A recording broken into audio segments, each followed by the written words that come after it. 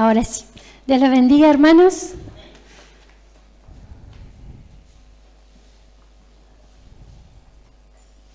Vamos a abrir nuestras Biblias en Números. Números 22, 23. Porque ya que estamos en el mes de la Reforma, vamos a hablar de un hombre que fue parte de esta reforma. Y se lo llamó el padre de la Reforma, el John Hus. Pero vamos a leer primero Números y luego vamos a ver por qué. Números 22, 23 habla de la asna de Balaam. ¿Se acuerdan de la historia? Vamos a leer un poquitito. Dice así la palabra del Señor. Números 22, 23. Y el asna vio al ángel de Jehová que estaba en el camino con su espada desnuda en su mano, y se apartó el asna del camino e iba por el campo. Entonces azotó Balaam al asna para hacerla volver al camino. Pero el ángel de Jehová se puso en una senda de viñas que tenía pared a un lado y pared al otro. Y viendo el asna, el ángel de Jehová se pegó a la pared y apretó contra la pared el pie de Balaam, y él volvió a azotarla. Y el ángel de Jehová pasó más allá y se puso en una angostura donde no había camino para apartarse ni a derecha ni a izquierda. Y viendo el asna, el ángel de Jehová se echó debajo de Balaam, y Balaam se enojó y azotó al asna con un palo. Entonces Jehová abrió la boca al asna, la cual dijo a Balaam: ¿qué te he hecho que me has azotado estas 3 veces? Y Balaam respondió al asna: porque te has burlado de mí. Ojalá tuviera espada en mi mano, que ahora te mataría. Y el asna dijo a Balaam: ¿no soy yo tu asna? Sobre mí has cabalgado desde que tú me tienes hasta este día. ¿He acostumbrado a hacerlo así contigo? Y él respondió: no. Entonces Jehová abrió los ojos de Balaam y vio al ángel de Jehová que estaba en el camino y tenía su espada desnuda en su mano, y Balaam hizo reverencia y se inclinó sobre su rostro. Y el ángel de Jehová dijo: ¿por qué has azotado tu asna estas 3 veces? He aquí, yo he salido para resistirte, porque tu camino es perverso delante de mí. El asna me ha visto y se ha apartado luego de delante de mí estas 3 veces. Y si de mí no se hubiera apartado, yo también ahora te mataría a ti y a ella dejaría viva. Entonces Balaam dijo al ángel de Jehová: he pecado porque no sabía que tú te ponías delante de mí en el camino, mas ahora, si te parece mal, yo me volveré. ¿Por qué leemos esta parte de la Escritura? Porque John Hus había dicho: deseo ser como el asno de Balaam, ya que los prelados se sientan sobre mí, deseando forzarme a ir contra la orden de Dios y dejar de predicar. Clavaré los pies de sus deseos y no los obedeceré, porque el ángel del Señor está frente a mí en medio del camino.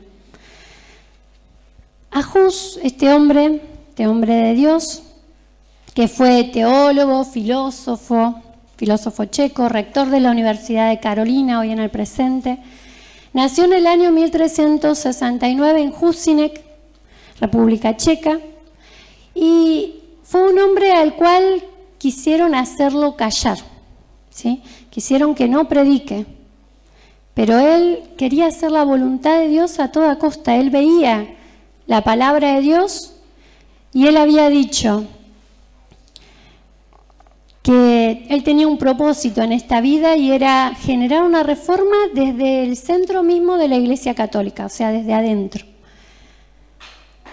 Sus seguidores son conocidos como husitas, y algunos afirman que antes de ser quemado, Hus, porque Hus muere quemado en una hoguera, dijo las siguientes palabras: vas a asar un ganso, pero dentro de un siglo te encontrarás con un cisne que no podrás asar. ¿Por qué? Porque 102 años más adelante, Lutero, cuando clava las 95 tesis, en su escudo de armas hay un ganso. Y este ganso hace recordar a John Hus. El apellido Hus viene de Husinek y él se lo había abreviado, ¿sí? Para no llamarse de Husinek, se había puesto Hus y significaba ganso, ¿sí? Hus escribió en una carta de despedida a sus amigos: esto me llena de placer, que hayan tenido que leer mis libros con más interés que las Sagradas Escrituras, porque querían encontrar en ellos sus falsas doctrinas. Hus había sido un seguidor de Wycliffe. ¿Se acuerdan de Wycliffe?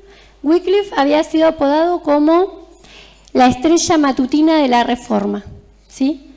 Y todos sus escritos habían sido quemados, ¿sí? A él no lo querían para nada. Sin embargo, algunos de sus escritos que habían quedado, Hus logra leerlos, y como era un hombre que había leído las Escrituras, se daba cuenta que lo que había escrito Wycliffe no era descabellado, era bíblico. Algo para que tengamos en cuenta es que el 15 de junio del 2015, el Papa Francisco celebró una liturgia de reconciliación con motivo de los 600 años de la muerte de John Hus. Y junto con representantes de la Iglesia Husita Checoslovaca y la Iglesia Evangélica de los Hermanos Checos, el viernes anterior el Papa había dicho: la muerte de Juan Hus, o John Hus, hirió de gravedad a toda la Iglesia Católica y se debería pedir perdón por ella. El nombre de John Hus realmente no se borró de la historia. ¿Y por qué no se borró de la historia? Porque este era un hombre que no peleaba con la espada, sino que peleaba con la palabra.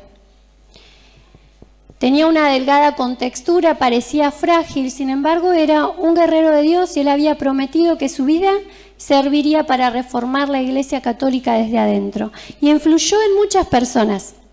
Influyó en Martín Lutero sobre las creencias que él tenía. Martín Lutero había dicho: todos somos husitas, ¿sí? Y los husitas eran los seguidores de Hus. Influyó en Juan Calvino, en George Fox, y por medio de los moravos, que era una rama de los husitas, también influyó a John Wesley, que también es uno de los que estuvimos viendo que predicó la pastora. La madre de John Hus fue muy influyente. Mañana es el Día de la Madre. Y la madre de John Hus marcó la vida de John Hus. Ella fue la que le enseñó a decir amén a John Hus. Y él lo escribía con gozo: estoy agradecido porque mi mamá fue la que me enseñó a hablar con Dios y a decir amén. Y él lo decía gozoso. Y su madre también fue una de las primeras que lo llevó a ser sacerdote. Como que lo insinuaba, lo llevaba a que le convenía ser sacerdote. Vamos a ver por qué. Hus nació en una generación llamada la Edad de Oro, debido a que a gran parte que el emperador Carlos IV,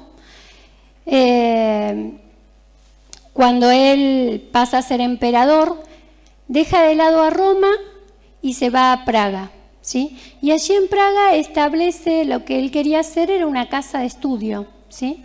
Entonces crea una universidad que es la Universidad de Carolina en la actualidad, y en esta universidad pasó a ser la más importante de Europa Central, ¿sí? Pasó a ser muy importante. La madre de Hus ve que justamente en Praga estaba la universidad, mi hijo tiene que ser parte. Pero no era fácil, porque en aquel entonces no todos accedían a una escuela, no era como en la actualidad que es público, sino que muy pocos accedían a la escuela y generalmente esos pocos tenían que ser gente adinerada. Y John Hus no era adinerado, pero tenía una madre que ponía todo por su hijo, como toda madre, porque la mayoría de las madres queremos lo mejor por nuestros hijos. Fíjense lo que hizo la madre de John Hus. Asó un pan y en el camino, mientras iba a anotarlo a la escuela de Prachatis, durante todo el camino se iba arrodillando, se arrodillaba y oraba. Se arrodillaba y oraba. 7 veces se arrodillaba y oraba antes de llegar. Y cuando llega el director, le entrega el pan y cayó en gracia y pudo estudiar John Hus. Y era algo muy importante que pueda estudiar lo que nosotros llamamos la escuela primaria, porque allí le enseñaron latín.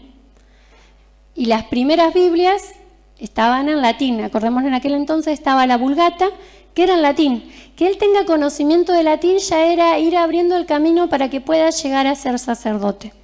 Y a los 18 años, sí, ingresa a la Universidad de Praga, y ahí es cuando abrevia su nombre. No se quería llamar John de Husinec, porque eran muy pocos los de Husinec que lograban estudiar. Entonces dijo, no me conozcan como John de Husinec, conózcanme como John Hus, y así es como lo conocemos en la actualidad. Y John Hus, al ser un hombre muy que no tenía recursos, le costó estudiar. Decía la historia que él tocaba, era como el monaguillo y a la vez era como los músicos en la iglesia, y él decía, tenía tanta hambre que nosotros queríamos que terminen rápido los cultos, entonces cantábamos una canción rápido una tras la otra para que termine el culto y nos den algo para poder comer. Y muchas veces los sacerdotes, en vez de pagarles, no le pagaban. Y ella iba viendo estas cosas que pasaban dentro de la iglesia católica. Pero dice, quiero ser sacerdote. ¿Por qué? Porque él veía que los sacerdotes no había ninguno delgado. Todos los sacerdotes gorditos, bien vestidos. A estos no les falta nada, dijo, yo quiero eso. Y así fue como decidió ser sacerdote. Fíjense que nada que ver con lo espiritual, no es que, yo quiero, Señor, conocerte, no. Quiero tener comida, entonces me conviene ser sacerdote, dijo él. Y así fue como inicia la carrera. Luego Hus siempre proclamaba, cuando fue de a poquito conociendo la palabra, él decía, escudriñad las Escrituras, porque la palabra de Dios fue la que transformó su religión en una relación. Ya él se fue dando cuenta que en realidad él quiso entrar a ser sacerdote, le parecía a él que era por la comida, pero Dios lo había llevado allí. Y en 1393 se recibe el título de universitario en artes. Y uno dice, universitario en artes, ¿qué tiene que ver con teología? Sin embargo, él se recibe de arte, de teólogo, y todo esto que había estudiado lo pone al servicio para que la gente pueda acceder al mensaje del Señor. ¿Qué hace? Empieza en la capilla que le dan, que es una capilla de Belén, que es una capilla, digamos, que sale de lo común porque tenía una capacidad de 3.000 personas, y era una capilla en la cual era la única que se predicaba en el idioma original, ¿sí?, del lugar. Y el presentador, cuando Wycliffe se recibe, cuando Hus se recibe, lo que hace es presentarlo a Hus como que cuando él da el examen, lo que hace es hornear un ganso, tomando como broma el nombre de él, Hus, ¿sí? Había horneado un ganso y lo había repartido a todos, porque había sido tan excelente ese examen, Dios le había dado tanta capacidad que como que lo honraba. Y este presentador llegó a decir, tiene alas, esta ave tiene alas, este ganso, que lo va a llevar a volar a altas esferas. Y el presentador de ese día no sabía que John Hus iba a ser recordado hasta en la actualidad, pero así fue, en las manos del Señor, sí. Su mentor fue Stanislao, y la mayoría de los maestros checos con los que estudió Hus eran seguidores de Wycliffe. Hasta cierto punto el espíritu de Wycliffe encendía la reforma, ya que ardían los corazones de los checos, ¿sí? Acuérdense, Hus había leído los libros de Wycliffe y todos los que lo rodeaban a él dentro de la universidad le iban inyectando doctrinas de Wycliffe, y eso iba trabajando en su mente, en su corazón. Él leía la palabra y se daba cuenta que lo de Wycliffe era bíblico, y empezaba a mirar a su alrededor y decía, pero yo soy sacerdote y esto no concuerda con la Biblia, y tenía un montón de controversias, pero no se las guardaba. Así como Wycliffe, seguidor de Wycliffe, él también lo hablaba. Acuérdense que Wycliffe había sido teólogo, había sido traductor, pero algo que había hecho era poner en alto la palabra del Señor. Y Hus lo mismo que Wycliffe. En cada culto que se daba en la capilla de Belén, porque él llegó a ser el pastor de la capilla de Belén, asistían todas las personas, todos los fines de semana, todas las personas estaban en el culto y se predicaba en checo. Predicaba hermosos sermones y, como dije, utilizaba este recurso que había tenido de que se había recibido en artes. Entonces, ¿cómo hizo? Dice, en una pared había una pintura del Papa sentado en un caballo grande, extravagante, con toda su pompa y esplendor, y al lado había puesto, mostraba a Cristo delante de Pilato, acusado, con una humilde corona de espinas sobre su cabeza, para que se vea el contraste. Otro cuadro que había puesto, mostraba al Papa majestuosamente sentado en un trono, mientras le besaban los pies. Y otro cuadro al lado mostraba a Jesús inclinado para lavar los pies de los discípulos. Y así, varios cuadros que si la persona, porque él sabía que muchos de los que se congregaban no sabían leer. Entonces decía, bueno, si no van a poder leer, aunque sea que lo vean en los cuadros y entiendan el mensaje. Él ponía todo para que el mensaje del Señor se entienda y para que se vea la diferencia. ¿Qué era lo que estaba pasando con la Iglesia Católica y qué era lo que el Señor nos estaba pidiendo? Otro de los cuadros mostraba a gobernantes de las naciones que adornaban las ciudades de Roma junto a palacios lujosos, el esplendor del Papa con una túnica púrpura sobre sus hombros, una corona de oro, y por otro, Cristo delante de Pilato acusado, ¿sí? Muchas pinturas para que la gente pueda entender el mensaje. Además de personas comunes, iban todos sus alumnos, porque él era profesor en la Universidad de Carolina. Iban todos sus alumnos, sus colegas, todos iban a escuchar las predicaciones de John Hus a la capilla de Belén. Y enseñaba a él que el mayor logro que puede alcanzar un hombre es amar a Dios de manera absoluta. Siempre él desde el púlpito lo que hacía era denunciar el orgullo, la fornicación y el amor al dinero. Esas tres cosas era como que cada vez que le tocaba predicar siempre estaba atravesada por esas tres cosas: el orgullo, el amor al dinero y la fornicación. Y no era que lo leía en la Biblia y quedaba, sino que empezaba a poner ejemplos y ejemplos que incomodaba a la Iglesia Católica, porque él ponía al Papa como un mal ejemplo, ¿sí? Y esto llegó a oídos del Papa. Y aquellos que eran sus amigos y que los rodearon, ¿sí?, como Estanislao y tantos de sus colegas que en su momento pasaban tiempos debatiendo las teorías de Wycliffe en la universidad y que eran amigos tan entrañables que muchos se burlaban de ellos diciendo, estos tres están juntos, pero tanto pueden estar juntos, pasa algo. Tanto que eran amigos entrañables, sus propios amigos terminan jugándole en contra y mandándolos a la hoguera. ¿Por qué? Por amor al dinero. El régimen católico creía que mientras el sacerdote tuviera una buena relación política con la jerarquía, su condición moral no importaba.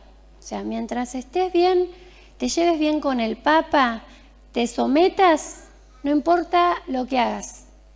Eso era lo que enseñaba el catolicismo. Y Hus sostenía que el amor al dinero había destruido la moral. Temas que ilustran su convicción: 1. Hus odiaba la pompa y el prestigio de los que rodeaban al Papa y a sus sacerdotes. Él lo que veía, él había estado estudiando y muchos colegas que les había costado mucho recibirse, en poco tiempo llegaban a ocupar lugares altos. Y él empezaba a ver y capaz que no habían leído la Biblia, ni siquiera sabían leer bien y ocupaban lugares altos. Y él lo empieza a denunciar esto, ¿sí? No se quedaba callado. 2. Hus creía que los católicos luchaban solamente por el amor al dinero. Decía, Cristo traspasado por una lanza por amor a nosotros, y ellos quieren matar a sus hermanos por amor a la basura de este mundo. por amor al dinero. Porque había mucha intención de ganar puestos, a como sea, ¿sí? Lo importante era ocupar un lugar de jerarquía, no importa a quién pise. Y eso Hus lo decía en público, y así se iba ganando mucha gente en contra. En todos sus sermones nunca dejaba de incluir la condenación de la inmoralidad, especialmente del adulterio. Cierta vez escribió que si Pablo, el apóstol Pablo, escribiera una epístola a Praga, sin duda la censuraría por el adulterio, ¿sí? Porque él veía cómo al finalizar las misas, los cultos, estaban todas las prostitutas esperando, porque no importaba cómo vivieran, ¿sí? La moral estaba de lado. Ahora, él decía que si Pablo escribiera una carta, lo censuraría por el adulterio y en especial a los clérigos.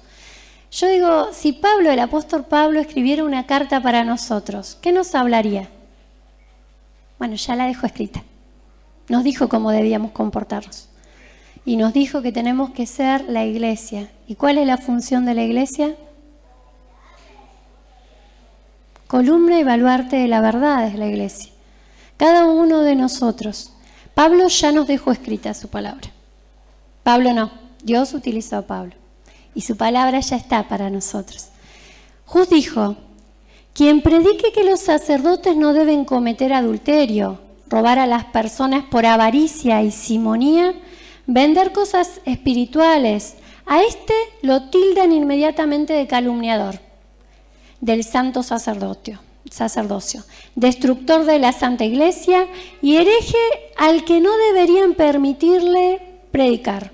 Lo llevan al tribunal y lo condenan. Y cuando esa red diabólica no basta, detienen los cultos. Y así fue lo que le sucedió a él. Él empezó a hablar de la palabra de Dios, a incomodar a los que no cumplían la palabra de Dios, y así a él le pasó todo esto que dijimos. Pero acá decía, quien predique que los sacerdotes no deben cometer adulterio, robar a las personas por avaricia o simonía. ¿Qué es la simonía? ¿Alguien sabe? La simonía viene de las historias bíblicas de Simón. Yo le decía a mi esposo, cuando pregunte qué es la simonía, no voy a mirar al pastor, no voy a mirar para allá, porque yo sé que muchos hermanos lo saben, pero yo no lo sabía. Entonces lo voy a predicar. La palabra simonía tiene su origen en las historias bíblicas de Simón el mago, que ofreció dinero a los apóstoles por el poder del Espíritu Santo, y Giezi, que tomó dinero de Naam por la cura de la lepra. Vamos a leerlo en Hechos 8. Vamos a buscar Hechos 8, del 17 al 24. Para entender qué es la simonía, porque no hay nada nuevo bajo el sol. La simonía sigue sucediendo. En aquel entonces Hus lo delató. Y si nosotros ahora leemos la palabra de Dios, vamos a ver que en la actualidad también sigue habiendo simonía. Dice así la palabra. Hechos 8, del 17 al 24. Entonces les imponían las manos y recibían el Espíritu Santo. Cuando vio Simón que por la imposición de las manos de los apóstoles se daba el Espíritu Santo, les ofreció dinero, diciendo, dadme también a mí este poder, para que cualquiera a quien yo impusiere las manos reciba el Espíritu Santo. Entonces Pedro le dijo, tu dinero perezca contigo, porque has pensado que el don de Dios se obtiene con dinero. No tienes tu parte ni suerte en este asunto, porque tu corazón no es recto delante de Dios. Arrepiéntete, pues, de esta tu maldad, y ruega a Dios, si quizás te sea perdonado el pensamiento de tu corazón, porque en hiel y amargura y en prisión de maldad veo que estás. Respondiendo entonces Simón dijo, rogad vosotros por mí al Señor, para que nada de esto que habéis dicho venga sobre mí. Fijémonos que en la actualidad esto de pensar que se pueden comprar las cosas sigue sucediendo. Muchos intentan vender el poder del Espíritu Santo, la unción, sigue sucediendo. Y el título que le había puesto a la predicación, ahora que me acuerdo, ¿cómo está nuestra vitalidad espiritual? ¿Cómo está nuestra vitalidad espiritual? Porque la ira ante el pecado es una señal de vitalidad espiritual. Si nosotros vemos estas cosas, esta simonía que se intenta vender las cosas del Señor y nos resbala, es porque muy vital espiritualmente no estamos. No tiene nada de malo que nos genere bronca estas cosas que suceden. Ya lo vamos a ver por qué. Que nos genere un poquito de ira. En Segunda de Reyes 5, 20 al 27, vamos a buscar Segunda de Reyes 5, 20 al 27, dice: Entonces Giezi, criado de Eliseo, el varón de Dios, dijo entre sí: He aquí mi señor estorbó a este sirio Naamán, no tomando de su mano las cosas que había traído. Vive Jehová, que correré yo tras él y tomaré de él alguna cosa. Bueno, esta historia la conocemos, cuando Giezi va y le pide lo que no tenía por qué pedir, ¿sí? Las cosas del Señor son un regalo, la salvación es un regalo de Dios, nadie tiene que cobrar nada. Y muchas veces se cobra en el presente. Pero eso también es porque se desconocen las Escrituras. Pero nosotros, que el Señor nos ha permitido conocer las Escrituras, tenemos que hablar de la palabra del Señor. Y si una persona nos dice, no, yo me estoy congregando allí, y ya con el nombre nos damos cuenta de qué se trata la congregación, no nos quedemos callados. Digámosle dónde está. Y oremos, porque nosotros le vamos a decir, pero la persona va a estar fascinada con el lugar y si viene acá va a decir, no, acá no está el Espíritu y un montón de cosas. Pero oremos, porque las almas son de Dios y Él las conoce. Pero nosotros tenemos que hacer nuestra parte. En la época de Juz, la iglesia estaba infectada con la práctica de la simonía, venta de indulgencias, absoluciones, y aún hoy debemos guardar nuestros corazones de este espíritu engañador.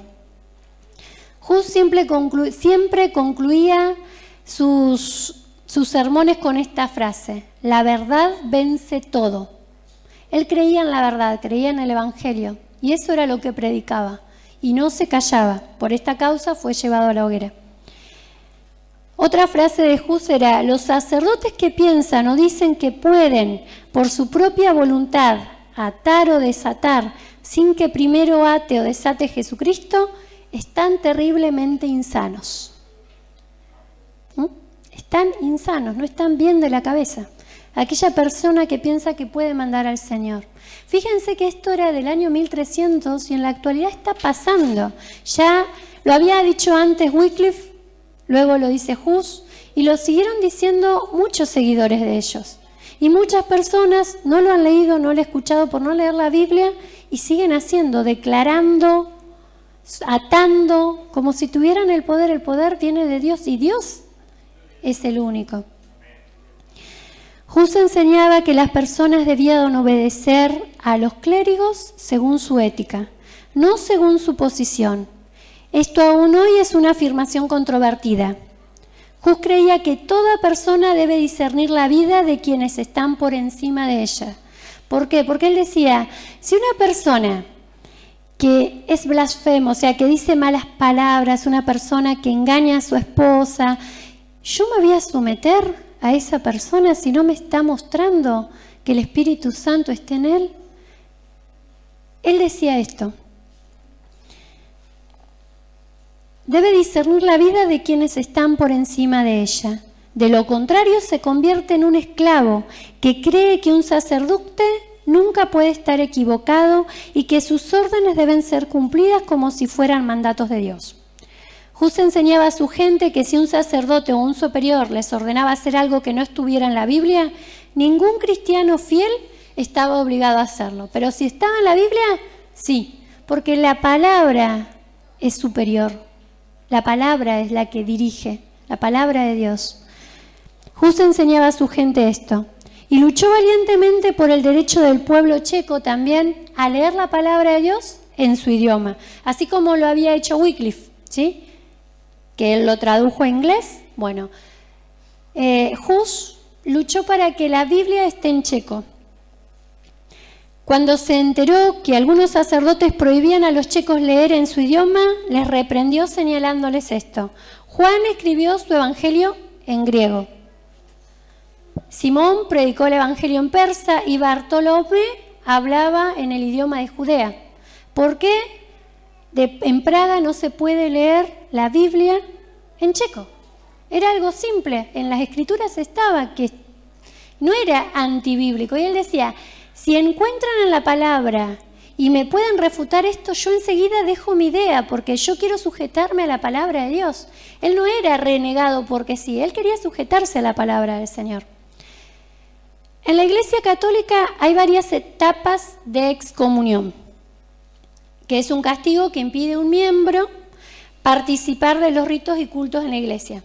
Uno de ellos, en su forma primitiva, era permitirle que el excomulgado participe en el culto, pero únicamente en la banca. O sea, si sos sacerdote, si sos cura y te excomulgan, el primer paso es no vas a dar más la misa y te vas a sentar en la banca. El primer modo de excomunión. Segundo, algunas veces la excomunión era por un periodo de tiempo determinado. En este tiempo, al excomulgado no se le permitía ingresar a la iglesia. O sea, si se lo excomulgaba de este modo, durante un tiempo no podía entrar a la iglesia esta persona. Tercero, la forma más grave de excomunión implicaba que el excomulgado fuera completamente separado de la iglesia, hasta afectaba su posición en la sociedad. La gente no podía ni hablarle, ni mirarle, ni darle un vaso de agua, ni venderle nada. Directamente había que apartarlo, ¿sí? Y el cuarto, muchas veces, si el excomulgado se acercaba siquiera al edificio de la iglesia, no se podían llevar adelante los cultos por 3 o 4 días. Si se acercaba a la puerta ya 3 o 4 días, no se podía dar ningún culto. Y Hus sufrió estos 4 tipos de excomunión. Fíjense a qué punto llegó que el Papa mandó un interdicto que decía, en Praga no se pueden dar más cultos. No se puede casar más nadie, no se puede bautizar ningún niño hasta que este Hus no venga ante el rey. Se armó una revuelta tremenda y los que en su primer momento eran amigos, ahora buscando el poder, buscando ser amigos del Papa y no de Dios, lo hacen que Hus vaya al tribunal, ¿sí? Pero Hus era pastor y él no quería dejar a sus ovejas, pero sus ovejas armaban revueltas y muchas murieron, porque fue una revolución lo que produjo, ¿sí? Entonces muchas murieron y Hus dice, no, así no, prefiero entregarme yo. Y es por eso que se entrega. Pero él esperaba un juicio justo. Sin embargo, cada vez que él intentaba defenderse, no lo dejaban defenderse. Cada vez que él intentaba decir, pero ustedes aunque sea, ¿leyeron mis libros? Lo callaban. ¿Por qué? Porque no leían nada, ¿sí? Pero al escuchar que ellos hablaban en contra de ellos, para ellos era suficiente. No les importaba más que el poder. Si alguien le mostraba a Hus en la palabra de Dios dónde estaba equivocado, él se arrepentía, pero nadie pudo hacerlo. No puedo retractarme de lo que no he hecho, decía él. A mí me acusan de muchas cosas, pero todas estas cosas son bíblicas. Yo tengo que decir la verdad, decía él. Yo tengo que decirle al pueblo lo que dice la palabra de Dios. No me obliguen a callarlo. Antes bien lean la Biblia y si en la Biblia encuentran que lo que estoy diciendo no es bíblico, yo lo dejo de hacer, decía él.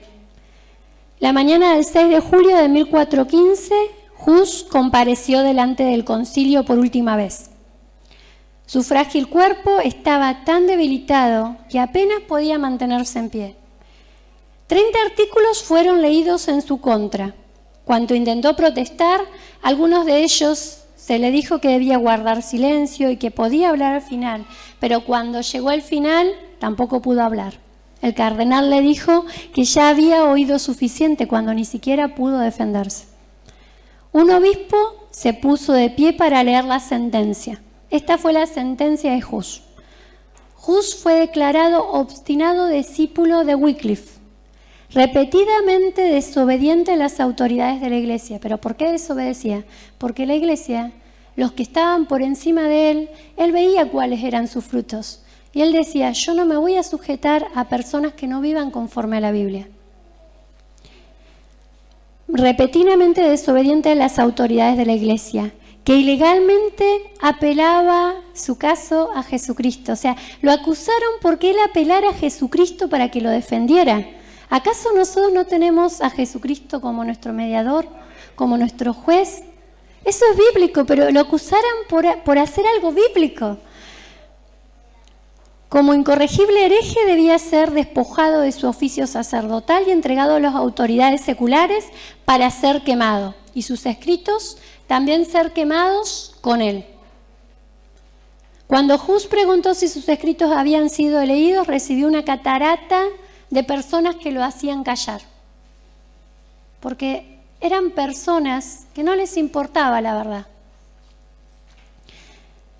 Señor Jesucristo, te imploro, perdona a mis enemigos por tu gran misericordia, decía cuando lo estaban por quemar en la hoguera.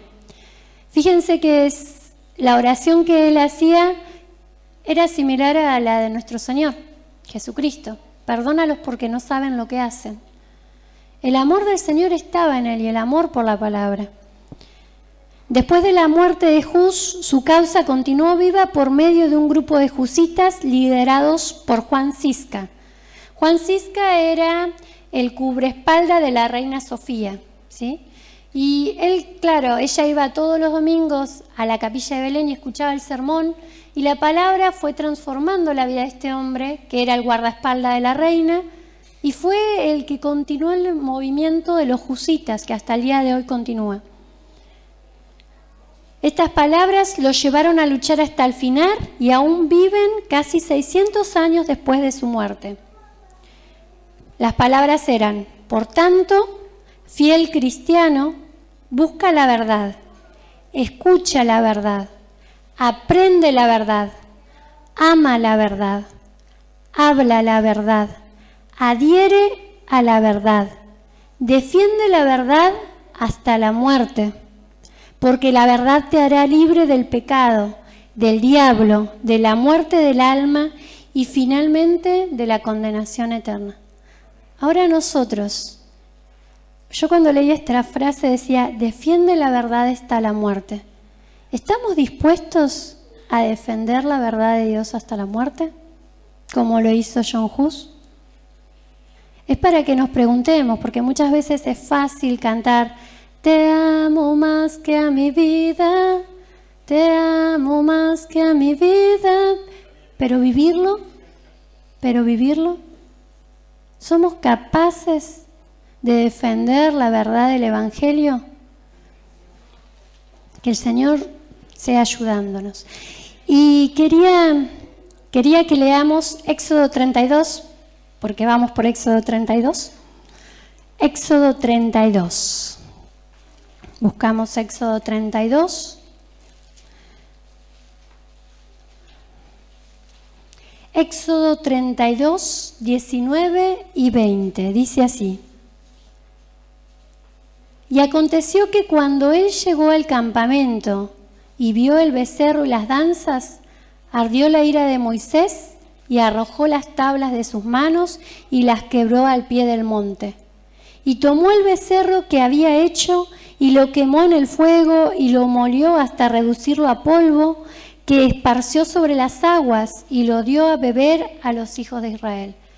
Este capítulo, el capítulo 32, habla del becerro de oro. Cuando Moisés había subido y luego escucha estas voces y qué había pasado, el pueblo pensaba que Moisés no estaba más y Aarón dejó que el pueblo haga un becerro de oro para adorar. Cuando Moisés baja, ¿qué dice? Ardió la ira de Moisés. Se enojó Moisés, ¿sí? Y el Señor se había enojado más porque el Señor quería destruir a todo el pueblo. Luego Moisés intercedió por el pueblo. Hubo una ira, una ira por las cosas del Señor, y eso muestra la vitalidad espiritual. Ahora nosotros, volviendo al título, ¿cómo está nuestra vitalidad espiritual? ¿Cómo está nuestra vitalidad cuando vemos que se abre un kiosquito acá a la vuelta y hay un montón de gente que está siendo engañada? ¿Estamos orando por esas personas aunque sea? ¿O nos da igual? ¿Hay vitalidad espiritual? Para que lo pensemos. Amén.